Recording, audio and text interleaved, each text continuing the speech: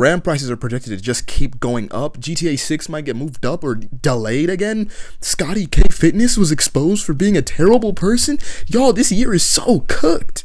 Okay, but jokes aside, we're living in a really troubling time right now. A lot of people are hurting. Some of us have lost family. Some are scared about their future, their rights, or whether things are even gonna get better or feel normal again. For a lot of folks, just making it to the next day doesn't even feel worth trying for anymore, and if that's you, I see you and I feel for you. But through all of that chaos and uncertainty and stress, we gamers have always had one escape. That escape, of course, being games.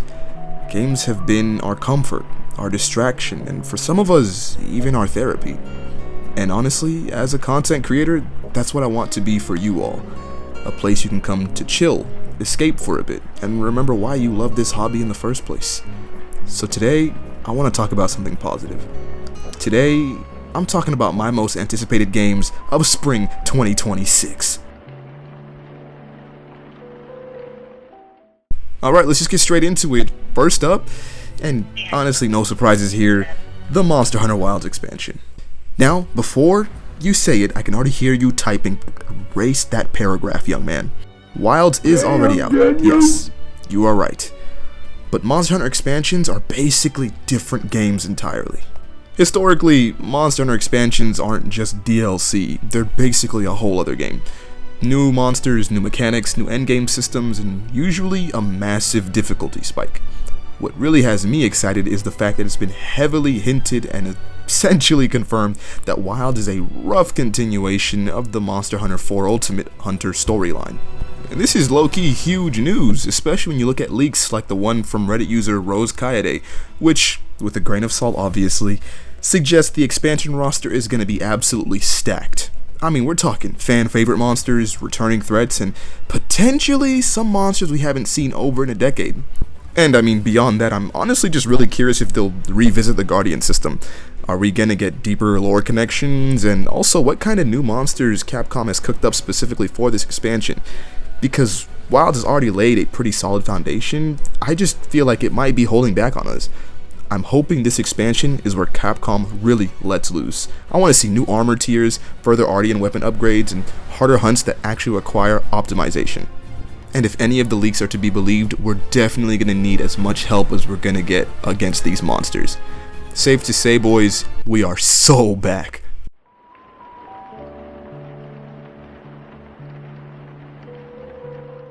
Now next up, this one kind of snuck up on me. Horizon Hunters Gathering. And if the art style or name hadn't tipped you off already, yes, this is made by the original Horizon devs. You see, I only heard about this game like a week ago, and I'm not gonna lie, I'm already hooked. Look, I'm a sucker for roguelites, fast-paced combat, builds and loadouts that require optimization and actually matter, so this game was already halfway sold to me. And from what we've seen in the playtests, there's gonna be two main modes. The first mode is Machine Incursion. This mode drops you into a large map with a shrinking storm. You choose which enemies to fight, how you want to play this round, and what upgrades you pick before the final encounter. It's pretty clear how much inspiration they took from Elden Ring Night Rain, especially in how decision making matters more than raw skill, and every run seems to feel different. As for the other mode, it's more of a multi-stage dungeon crawl.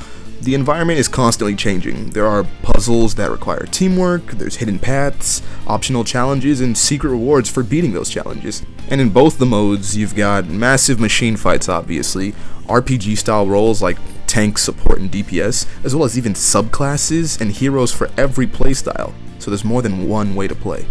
And if you're still on the fence about whether or not you want to play the game, they do currently have a live beta test right now for PS5 and PC. As for me, class-based combat, tight action gameplay, and roguelike elements, that's just my kryptonite, y'all. I'm really excited to see how the devs respond to the feedback on the beta, because this game has some serious potential.